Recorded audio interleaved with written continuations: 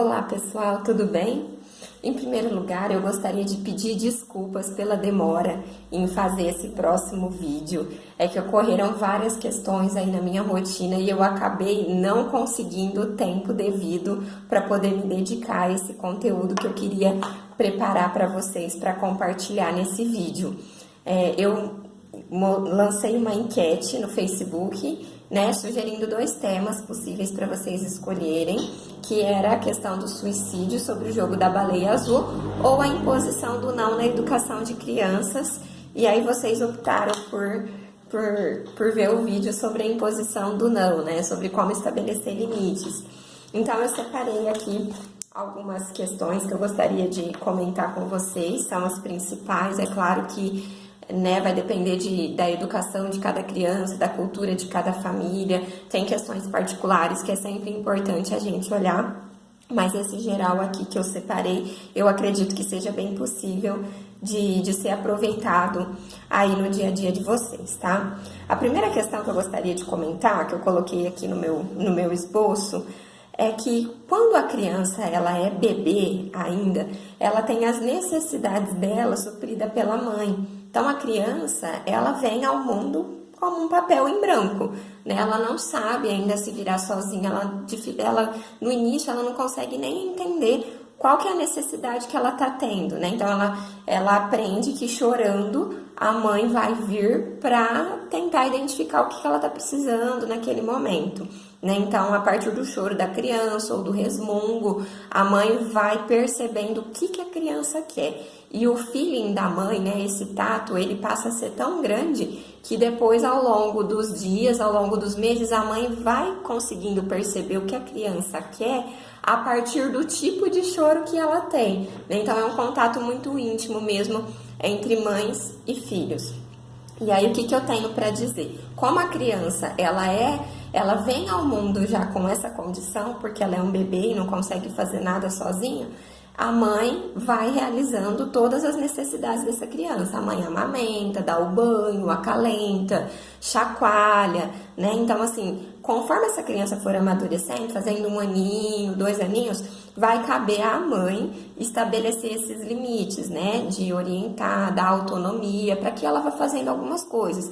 Então, assim, em alguns casos, não é necessário que a mãe faça algumas atividades. Às vezes, a criança já consegue fazer sozinha, através de uma conversa, com o apoio da mãe, né? Então, é importante ir mostrando isso ao longo do desenvolvimento da criança também, dentro do que ela vai conseguindo, tá? É importante também que a criança compreenda que ela pode ter muitas coisas, mas nem tudo e nem sempre. Então, assim, até nós mesmos, enquanto adultos, não temos essa possibilidade de fazer tudo o tempo todo. A gente consegue escolher dentro de um rol de possibilidades. Então, mostrar para a criança que ela pode muitas coisas, mas que às vezes ela não vai poder fazer aquela coisa naquele momento, né? Seja uma festa de aniversário, que você vê que não é o momento de ir, que não vai dar certo, porque vocês têm outro compromisso, independente do que seja, né? É sempre importante esclarecer isso. Que ela pode escolher muitas coisas, que sempre tem uma possibilidade, mas que ela não vai poder tudo e não pode tudo sempre também, tudo dentro de um período de tempo, dentro das possibilidades que tem no momento. O terceiro ponto que eu gostaria de comentar é que nem sempre nós podemos fazer tudo que desejamos, né? Muitas vezes a gente está no trabalho e quer fazer uma outra coisa que não trabalhar, mas a gente tem a nossa obrigação de trabalhar e depois no tempo livre fazer as outras coisas. Com a criança é a mesma coisa. Ela não vai poder tudo o tempo todo, né? Não vai poder brincar na hora de comer, por exemplo. Não vai poder brincar na hora de fazer a tarefa. E que cada coisa tem o seu tempo. O não também, pessoal, é sempre importante e necessário que seja justificado. Então, sempre que você disser um não para o seu filho ou para sua filha, é importante que você justifique o porquê desse não, para que a criança realmente compreenda a situação como acontece. Porque se você diz não e pronto, a criança ela vai ter a necessidade de uma justificativa para aquele não. E aí, muitas vezes, na nossa correria do dia a dia, né, mães e pais, o que acaba respondendo? Por que não? Porque eu não quero. E isso não é uma justificativa. E quantas vezes nós, adultos, não dizemos não só para facilitar algo para nós? Porque se a gente permitir aquele algo, vai dar um trabalho a mais, vai dar uma preocupação, vai ter que preparar a criança. E às vezes a gente diz não só para ficar com uma função a menos ali, né? Para entrar numa comodidade nossa. Então, é sempre muito importante dizer o não e falar o porquê não. Por exemplo, vamos supor que a criança queira sair um dia à noite e esteja frio. Um exemplo, você vai dizer, não, nós não vamos ao parque hoje, por exemplo, porque está frio. É diferente de você dizer, nós não vamos ao parque e pronto, né? Mas por que não pode ir quando tá frio? Olha, eu não quero sair hoje porque tá frio, você esteve resfriado, a chance de você ficar doente, se a gente for, é maior e eu quero o teu bem. Então, hoje nós não vamos. Assim que tiver uma outra oportunidade, a gente vai. É diferente você esclarecer para a criança. Por menor que ela seja, ela vai perceber que você está preocupado em explicar. E muitas vezes a sua resposta vai ser convincente para ela. Então, é sempre importante justificar o seu não. Sempre que disser não, justifique o porquê do não. Tem crianças que vão questionar mais e mais e mais. Você responde 2, 3 vezes com a mesma firmeza, a mesma resposta. E deixa a criança perguntando. Porque aí o seu papel você já fez, já orientou, já esclareceu, já explicou. Tem criança que às vezes se faz despercebida também. Então, é importante se atentar a isso. E também, pais, mães, dizerem não apenas quando houver uma razão concreta, que é a questão da comodidade. Você não vai dizer não só para te aliviar de alguma coisa, para te facilitar alguma coisa. Você vai dizer não, vai dizer o não quando tiver um objetivo, uma questão realmente palpável, que não tem condição naquele momento e que precisa ter o não, tá? Então, isso é muito importante também, até para vocês se organizarem, para depois ter uma justificativa para esse não que vocês vão dar para a criança. Aí eu separei aqui no final algumas dicas, né? Algumas dicas aqui que eu queria deixar para vocês.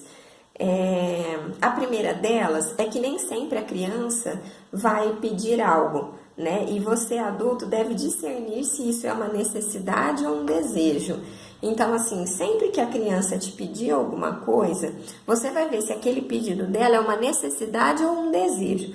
Por exemplo, vamos supor que a criança queira um tênis novo, mas ela está te pedindo um tênis da Nike, por exemplo.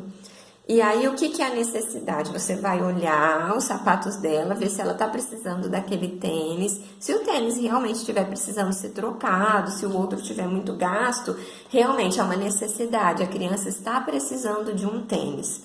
É uma questão.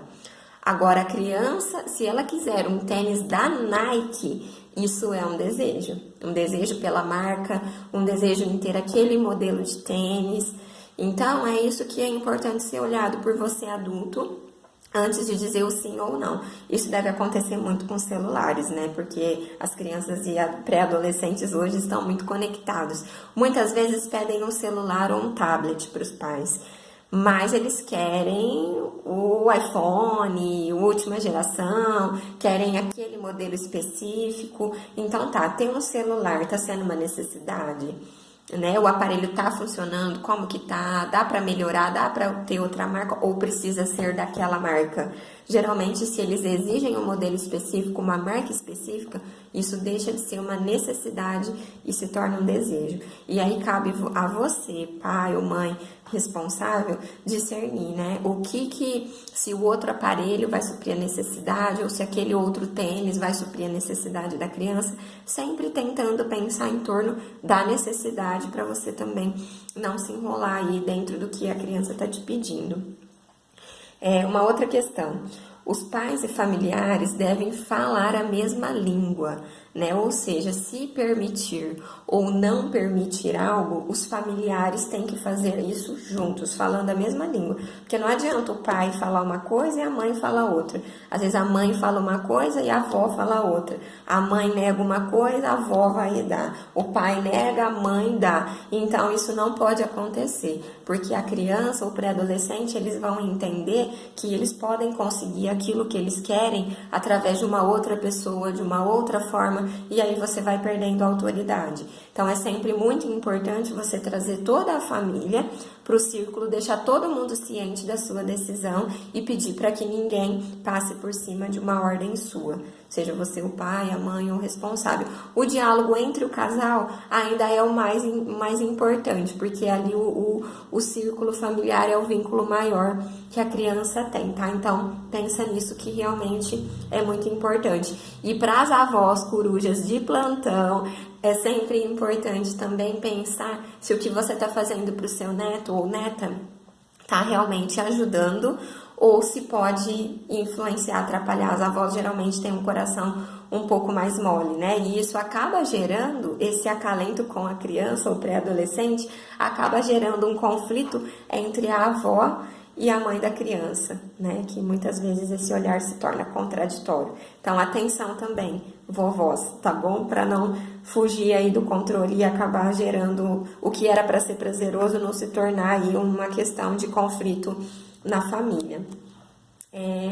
E uma outra questão, né, que eu queria deixar aqui como dica para vocês, é que estabelecer limites com o não vai evitar que a criança cresça achando que as pessoas existem para satisfazer as necessidades dela, né? Que é o que acontece com o bebê quando ele é pequeno. A mãe, ela existe para satisfazer as necessidades do bebê, para dar o banho, para dar a amamentação, né? Que é a alimentação. Então, a mãe é um objeto de desejo da criança, né? Do bebê. Mas essa criança, ela não pode crescer achando que os outros, todas as pessoas do círculo dela, vão viver em função dela, para fazer os gostos dela, porque se você não conseguir estabelecer o não na educação do seu filho, provavelmente essa criança venha a ter dificuldades quando ela ficar maior, quando ela tiver um emprego, quando ela tiver que fazer um trabalho escolar em grupo, porque aí a imposição do outro pode se tornar um grande problema para ela.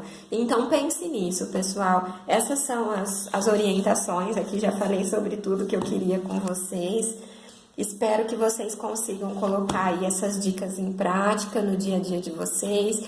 Quem quiser deixar algum comentário, alguma pergunta, alguma dúvida, pode deixar aqui embaixo nos comentários do vídeo, tá? Eu vou novamente passar o meu e-mail para vocês. Quem quiser fazer sugestão de temas, quiser mandar uma pergunta de uma forma um pouco mais sigilosa, mais resguardada, eu fico à disposição para ajudar vocês. O meu e-mail é harmonizar.fernanda@gmail.com.